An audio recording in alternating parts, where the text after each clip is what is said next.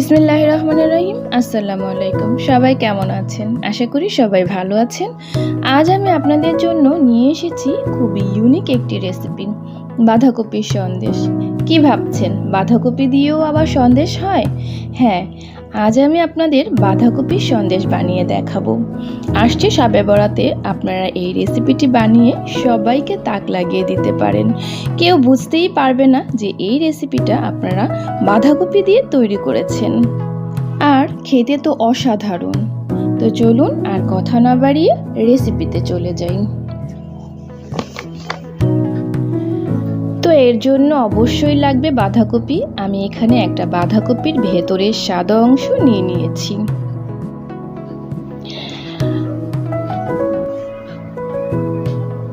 এখন বাঁধাকপির পাতার এই ভেতরের শক্ত বোটাটা আমি একটা ছুরির সাহায্যে কেটে ফেলে দেব। আমাদের শুধু পাতাটাই লাগবে। এখন পাতাগুলোকে আমি ছুরি দিয়ে খুব সুন্দর করে ছোট ছোট করে কেটে নেব। এই তো আমার পাতাগুলো কাটা হয়ে গিয়েছে। এখন এগুলোকে পরিষ্কার পানি দিয়ে খুব সুন্দর করে ধুয়ে চুলায় 2 কাপ পানি দিয়ে সিদ্ধ করতে বসিয়ে দিব এবং একটা ঢাকনা দিয়ে ঢেকে দেব। 5 মিনিট পর ঢাকনা উঠিয়ে বাঁধাকপিগুলোকে আমি উল্টে পাল্টে দিচ্ছি। এখন আবারও 5 মিনিটের জন্য সিদ্ধ করে নেব।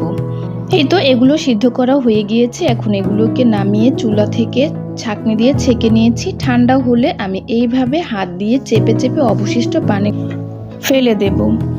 এবার একটা ব্লেন্ডারের সাহায্যে খুব ভালো মতো মিহি করে নিয়েছি। চুলায় একটা পাত্র বসিয়ে দিয়েছি। দিয়ে দেব 1 কাপ পাতাকপির পেস্ট, সাথে দেব 1 কাপ চিনি, দিয়ে খুব ভালো মতো নাড়াচাড়া করে মিশিয়ে নেব।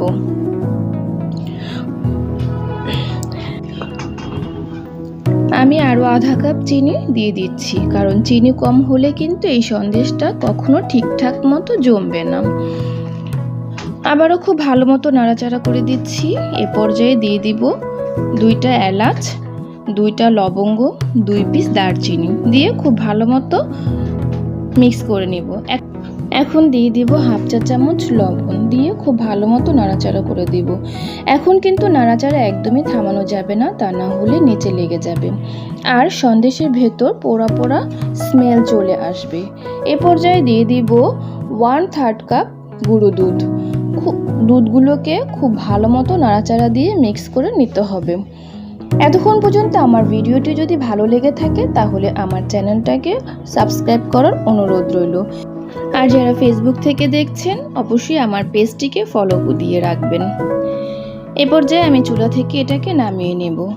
নামিয়ে খুব ভালো মতো কাঠের একটা চামিচ দিয়ে আমি এটাকে খুব ভালো মতো নেড়ে চেড়ে নিচ্ছি। এখন একটা পাত্রে ঘি মেখে এর ওপর আমি মিশ্রণগুলোকে ঢেলে নেব, মোটামুটি ঠান্ডা হওয়ার জন্য। খুব বেশি ঠান্ডা করা যাবে না। হাতে ঘি মেখে আমি খুব ভালো মতো চেপে চেপে এটাকে স্মুথ করে নিচ্ছি।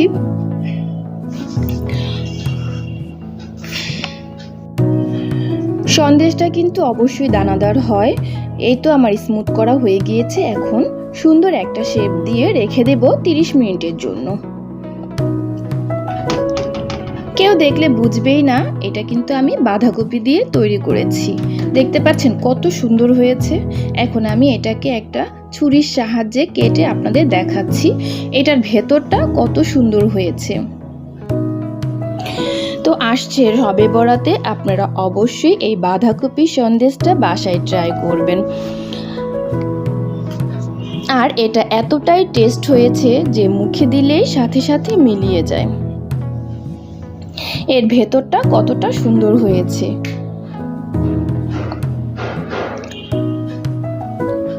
পরিবেশনের জন্য আমি ওপরে কিছু কিশমিশ আর বাদাম দিয়ে পরিবেশন করেছি। দেখতে পাচ্ছেন কত সুন্দর তৈরি হয়ে গেল বাঁধাকপির সন্দেশ। আমার ভিডিওটি এতক্ষণ দেখার জন্য সবাইকে অনেক ধন্যবাদ। আমি একটা ভেঙে দেখাচ্ছি। দেখতে পাচ্ছেন ভেতরটা কত স্মুথ আর দানাদার হয়েছে। সবাইকে ধন্যবাদ।